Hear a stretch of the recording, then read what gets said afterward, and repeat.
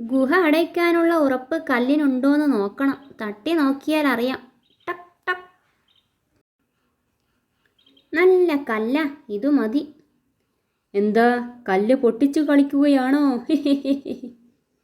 ഏ, സോറി. അയ്യോ, കരിനാക്കന. എടാ പരമദ്രോഹി, നിന്നെ ഞാൻ. ടക്. അയ്യോ, ശരു, അവൻ ബോധം കെട്ടു വീണു. അതു നന്നായി, ഇനി ഇവൻ മിണ്ടില്ലല്ലോ. കരിനാക്കനോ? ഈ ദ്രോഹിയെ എങ്ങനെ കിട്ടി? സൂത്രൻ കല്ലെറിഞ്ഞപ്പോ കിട്ടിയതാ. ഇവനെ എന്തു ചെയ്യാൻ പോകുന്നു? ഒന്നും തീരുമാനിച്ചില്ല. ഇവനെ കാട്ടുതീയിലിടണം. അതിനുള്ള കാട്ടുതീ ഞാൻ ഉണ്ടാക്കിത്തരാം. അല്ലെങ്കിൽ അവനെ അങ്ങ് തട്ടിക്കളയാം. ഹേയ്, വേണ്ട വേണ്ട, ഇവനും നമ്മുടെ കാട്ടിലെ താമസക്കാരനല്ലേ. അതുകൊണ്ട് കരിനാക്കൻ എന്തു ചെയ്യണമെന്ന് കാട്ടുമുത്തപ്പൻ തീരുമാനിക്കട്ടെ. അത് കൊള്ളാം. ശരു, താൻ കാട്ടുമുത്തപ്പനെ പ്രാർത്ഥിച്ച് പ്രത്യക്ഷപ്പെടുത്ത്.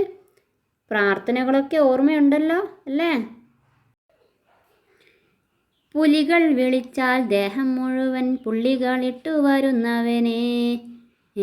അവൻ ഉണർന്നു. എന്താ എന്താ എല്ലാവരും വട്ടം കൂടി നിൽക്കുന്നത്? കാട്ടുമുത്തപ്പൻ ഇപ്പോ വരും. തേടിയ വള്ളി കാലിൽ ചുറ്റി. എനിക്കും മുത്തപ്പനെ ഒന്ന് കാണണം. നീ കാരണം വരുന്ന പ്രശ്നങ്ങൾ കാട്ടുമുത്തപ്പനോട് ഞങ്ങൾ പറയും. ഷടാ, ഞാൻ കാരണമോ? വരാനുള്ളത് വഴിയിൽ തങ്ങുമോ? അങ്ങനെയാണെങ്കിൽ ഞാൻ ഇത്രയും നേരം സംസാരിച്ചിട്ട് വല്ല പ്രശ്നമുണ്ടായോ? അത് ശരിയാണല്ലോ, ഇതുവരെ ഒന്നും സംഭവിച്ചില്ല. അമ്മോ, അതാരാ? കാട്ടുമുത്തപ്പൻ.